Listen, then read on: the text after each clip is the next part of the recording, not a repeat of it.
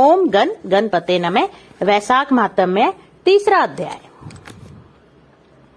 नारद जी बोले, जो मनुष्य श्रेष्ठ ब्राह्मण को पलंग दान करता है, ब्राह्मण को उस पर सुख से सुलाकर ठंडी ठंडी हवा की जाए तो संपूर्ण धर्मों के साधन से उसका शरीर निरोग रहता है। इस दान से सब ताप शांति दूर हो जाते हैं। वह मनुष्य योनियों से भी दुर्लभ पद पाता है। जो मनुष्य वैशाख में धूप के थके हुए ब्राह्मणों को सुंदर श्रमनाशक पलंग दान करता है, वह मनुष्य, हे राजन, संसार के जन्म मरण और वृद्धावस्था के कष्ट नहीं भोगता। उस पलंग पर ब्राह्मण के शयन करने से जीवन भर के जाने अनजाने किए हुए पाप नष्ट हो जाते हैं। हे राजेंद्र, जैसे अग्नि के स्पर्श से कपूर जल जाता है, वैसे पलंग दान करने वाला मनुष्य निश्चय ही ब्रह्म पद पाता है। जो मनुष्य वैशाख मास में सैया दान करे, वह इसी जन्म से सब सुखों को भोगता है। उसके कुल की वृद्धि होती है, कोई रोग नहीं होता। उसे बड़ी आयु, निरोगता, यश और धैर्य मिलता है। उस धर्मात्मा के कुल में 100 पीढ़ी तक कोई अधर्मी नहीं होता है। इस मास में दान आदि करने का अपार फल होता है। वैशाख के धर्मों को इस तरह करने वाला धर्मात्मा पुरुष सब भोगों को भोगकर अपना शरीर त्यागता है। जो वेद पाठी ब्राह्मण को तकिया दान देता है, उसके सभी पाप नष्ट हो जाते हैं और अंत में ब्रह्मपद प्राप्त होता है। बिना इसके दिए मनुष्य सुख पूर्वक नहीं सो पाता है और इसके दान करने से सबका आश्रय बनकर पृथ्वी का राज्य भोगता है। हे राजन, वह मनुष्य 7 जन्म तक सदा सुखी, भोगी, धर्म परायण और विजयी होता है। फिर अपने 7 कुल समेत मुक्त हो जाता है।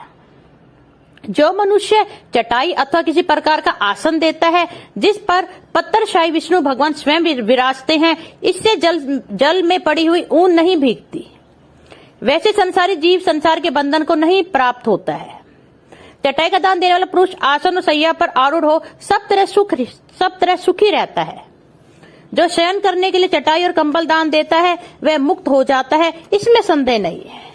निद्रा से दूर हो जाता है और निद्रा से परिश्रम दूर हो जाता है। वही निद्रा चटाई पर सुख पूर्वक आती है। हे राजन, जो वैशाख में कंबल का दान करता है, वह अकाल मृत्यु से छूटकर 100 वर्ष तक जीवित रहता है। धूप से व्याकुल ब्राह्मण को जो मनुष्य पतला वस्त्र देता है, उसकी पूर्ण आयु होती है और परलोक में परम गति मिलती है। कपूर भीतर की गर्मी को दूर करता है, अतः कपूर का दान ब्राह्मण को दे तो मोक्ष मिलता है और दुख का नाश होता है। जो ब्राह्मण को फूल और कुमकुम दान करे तो सार्वभौम राजा हो, सब प्राणी उसकी आज्ञा में रहे और पुत्र द्वारा पौत्रों युक्त होकर सब भोगों को भोग मोक्ष पाता है।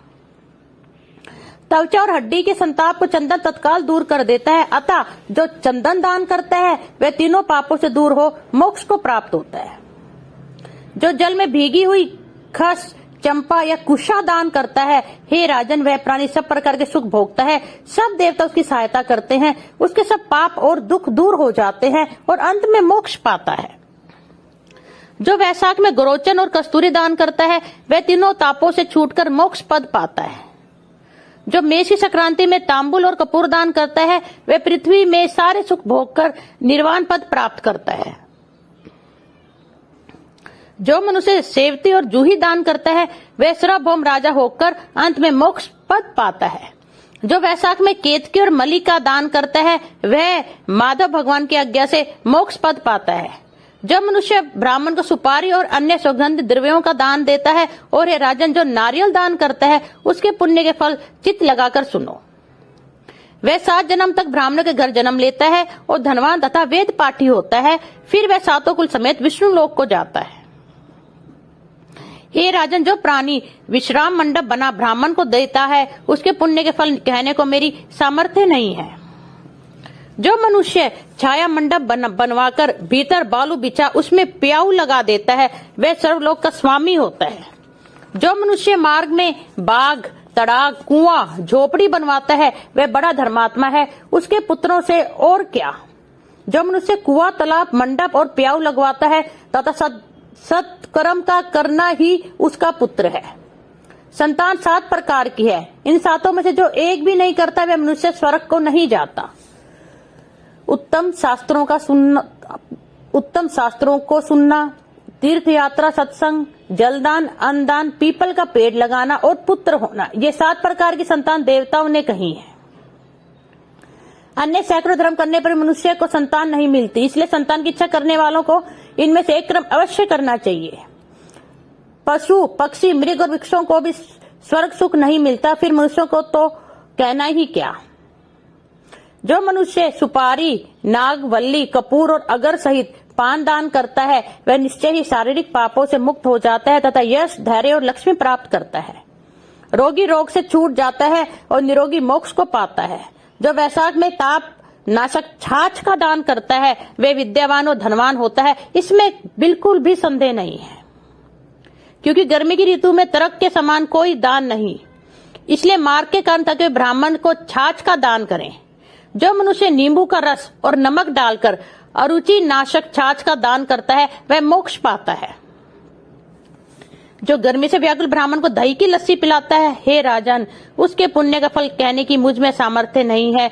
जो वैशाख महीने में अच्छे चावल दान करता है उसकी बड़ी आयु होती है और वह सब यज्ञों के फल पाता है। जो तेज रूप गौ का घी दान देता है वह सब मेद्य का फल प्राप्त कर विष्णु भगवान के मंदिर में आनंद पाता है। जो मेष संक्रांति में ककड़ी और गुड़ दान करता है वह सब पापों से छूट श्वेत द्वीप को जाता है। जो मनुष्य दिन के ताप की शांति के लिए ईख दान करता है उसका अनंत पुण्य होता है। जो सायंकाल में श्रम की शांति के लिए पान का दान करता है वह सब पापों से छूटकर विष्णु की सायुज्यता पाता है। जो सायंकाल के समय ब्राह्मण को फल और पान का दान करे उसके पितरों को निश्चय सुधा पान मिलता है। जो वैशाख महीने में पके आम के फल और पान का दान करता है उसके सब पाप निश्चय ही दूर हो जाते हैं। चैत्र महीना की अमावस्या को पेय से भरे घड़े का दान करने से 100 गया श्राद्ध कर लिया, इसमें संदेह नहीं। चैत्र की अमावस्या को कस्तूरी, कपूर, मलिका, खस आदि वस्तुओं से युक्त जलकुंभ का दान जो पितृसवरों के लिए करता है उसकी 96 श्राद्ध करने का पुण्य निसंदेह मिलता है। ओम तत्सत, ओम तत्सत, ओम तत्सत। ओम नमो भगवते वासुदेवाय। धन्यवाद।